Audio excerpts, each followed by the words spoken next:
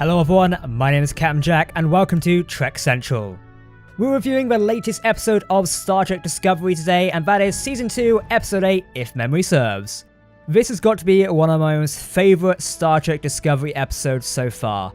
The opening sequence of this episode alone blew me away with how good and, quality editing it actually was. I'll throw up the editor's Twitter right now and a few notes he made about it, and it was just fantastic to, actually see a fantastic intro to Star Trek Discovery. Overall, before we dive straight into it, this has got to be one of my most favourite episodes so far. The way it was beautifully put together and sets up the rest of the season is so cool. But anyway, enough of me rambling, let's jump into the actual episode review. So as I mentioned, it starts off with a fantastic intro, and that is of course a throwback to the original pilot of Star Trek, The Cage, in which we see Jeffrey Hunter playing his version of Christopher Pike with Leonard Nimoy's Spock, and they're going to rescue a ship in the Tylose star group. This of course sets up the episode, if memory serves, because they're also going to the Tylose star group to take Spock there, essentially to fix him, air quotation marks, which is quite cool. And you've got this neat little intro scene, which then blends in from Jeffrey Hunter to our Christopher Pike, which is Anson Mount, and it is just pure fantastic because it really does set the scene for the rest of the episode. We then see Pike making his captain's log, which he basically says he doesn't trust Section 31, which is no news there. We know they're not to be trusted, to be honest, and it basically pains him to think the worst of any Starfleet division, which is quite good because it shows, the trust in Section 31 is going down among the Starfleet ranks, and this could set the picture for later on in the Star Trek universe. So yeah, something to take note of. Talking more about Section 31, the next scene obviously is them on their fantastic little starship, which we'll talk more about in another video. I can't wait to explore that in greater detail. And of course we see Captain Leland and Georgiou, and they're reporting to Federation admirals. What's quite interesting in this scene, it basically shows that Leland is losing control of his ship to Georgiou. We already know she's quite good at grabbing power. I mean, being a Terran Empress herself, it's quite interesting to see the shift of power on the Section 31 starship at a minute. And when reporting to the admirals, you can really see that Captain Leland is losing favour among the Federation admirals and the Section 31 hierarchy at the minute, and power is shifting over to Georgiou. I expect at some point we will see a power grab from her where she does, grab it off Leland, and I wouldn't be surprised if this is them or the writers setting the stage for, Michael Yeoh's actual Section 31 series. I bet it's going to be quite good, and I can't wait to see how that actually sets up, because I think this is where the stage will be set. We'll see her flying around one of those fantastic Section 31 starships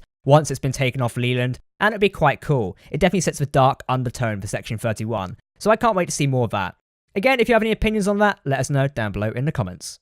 So moving past that, we obviously see Discovery is being ordered around by Section 31, basically to be on standby. They don't want to be told about where Burnham and Spock are, etc., and they kind of have to sift through debris, which is not what Pike wants to hear, to be honest. He doesn't like being told by Section 31 what to do, and he doesn't trust them as well. He's also got Tyler looking over his shoulder, and I expect he feels a little bit cornered at times. We already saw this in a previous episode, where obviously Pike doesn't entirely trust Tyler, and I'd say he still doesn't trust him, to be honest.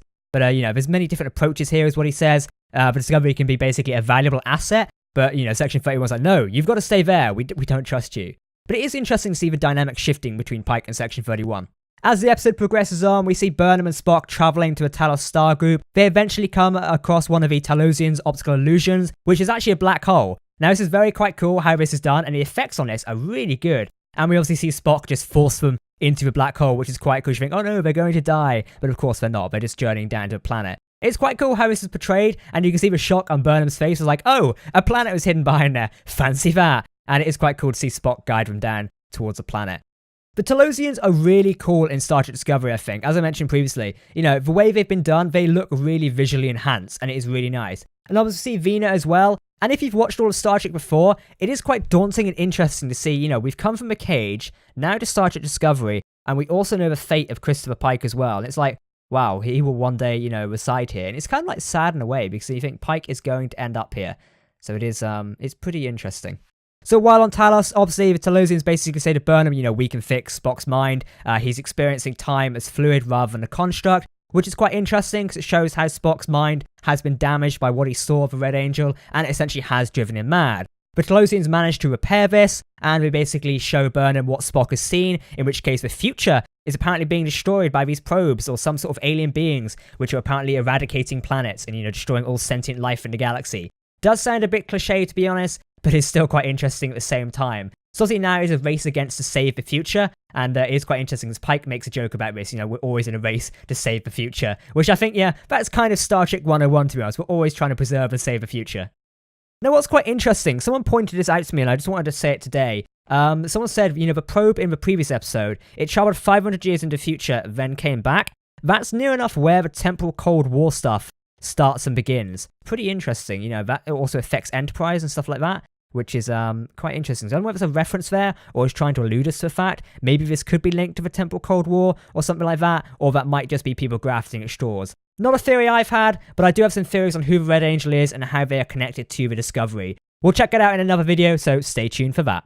Now, another interesting thing within this episode is the dynamic between Paul Stamets and obviously Hugh, and that is obviously because Hugh is back from the dead, and he's still not quite coming to the terms of the fact he is back. And obviously he sees Tyler for the first time, and is quite taken back by this. I mean, it is the guy who literally did kill him, so I think anyone would be like, whoa, that's a bit freaky. And obviously he falls out with Stamets, says, he can't control this. And we really see an interesting dynamic in Hugh, the fact he doesn't know who he is anymore. He's not Dr. Culber from season 1. He is a different person now. He's essentially been reborn. So he's not going to like the things he did before. He is not the same man, is what it's trying to say. And it's pretty interesting, because it's going to be interesting to see where the dynamic of Hugh Culber actually goes. Are we going to see him stay in the series? Or is he eventually going to walk away from Discovery? Or is Stamets going to walk away from Discovery? Because we know at some point Stamets did put in a transfer request away from the Discovery because he was, he kept seeing Hugh everywhere. So now maybe it'll change. Maybe Hugh will stay on Discovery and things will change. I'm not sure. There was quite a cool fight scene between, obviously, Tyler and Hugh, in which case we see Hugh trying to bring out Vok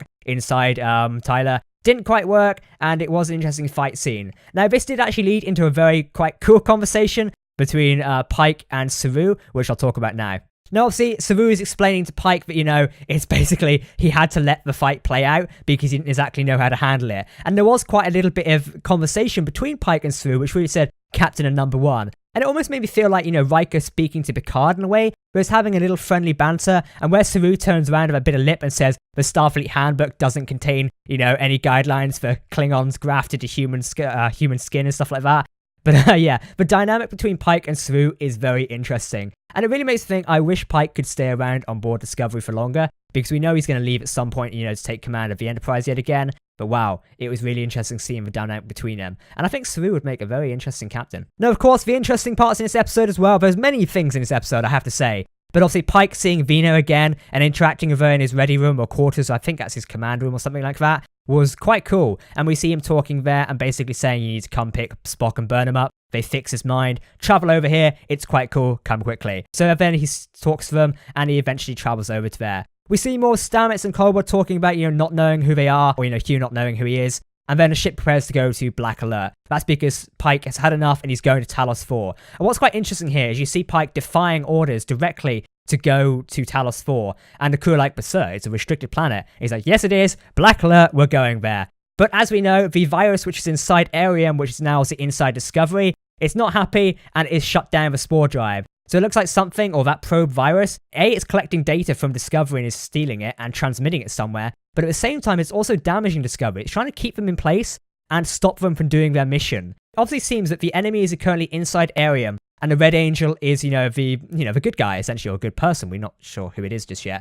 So it's pretty interesting to see the virus trying to stop the Discovery from going along the Red Angel's flight path. We see Tyler come onto the bridge as well, and he basically goes, why are you going to Black Alert? You know where Spock and Burnham is? And Pike basically goes, no, I'm not going to tell you. And he actually has him forcibly removed from the bridge because they think Tyler is the one sabotaging the ship, when in fact we, the viewer, secretly know it is the artifact or, the alien or entity, virus, whatever you want to call it, inside Arium. And it's quite smart because whatever is inside Arium is using Tyler's command codes to, do these unauthorized transmissions and disable the spore drive, essentially.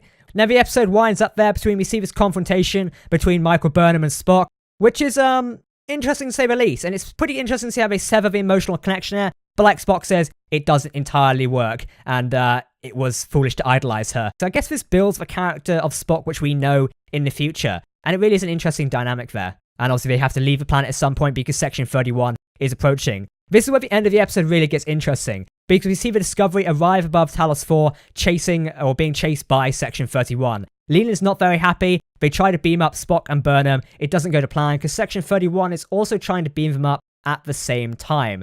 And basically a bit of a confrontation and standoff between Leland and Pike which basically goes, we'll rip these people apart. Section 31 doesn't really care. They'll kill anyone to get to where they want. That is Section 31 all over. And Pike basically has to give in at the, request of Vina. Vina advised him, to let them go. And I'm not sure if Pike knew at this point that that's what he was trying, or that what she was trying to tell him.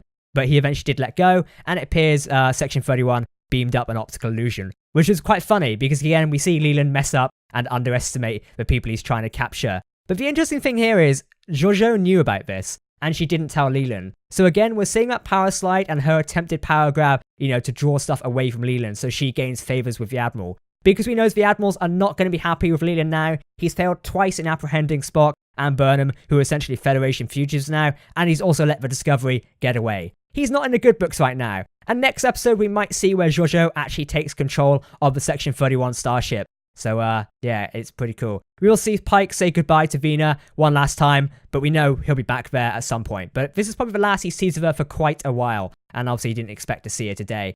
And so, yeah, they basically get Spock on board Discovery. Pike's like, welcome aboard. And then they basically go, we're going to fight for the future. And they basically say, we're Federation fugitives now. Time to run. But it's quite an interesting thing as well where the crew says, yep, we're behind you, Captain. And bang, the episode ends there. It sets up for the next episode. Overall, I'm quite impressed with this Star Trek Discovery episode. I cannot wait to see more within the Star Trek universe. The next episode is going to be pretty cool, and we'll be back with you for analysis and reviews very soon. In the meantime, I've been Captain Jack here on Trek Central. Please let me know your feedback and comments down below in the comment section. This was certainly an interesting episode.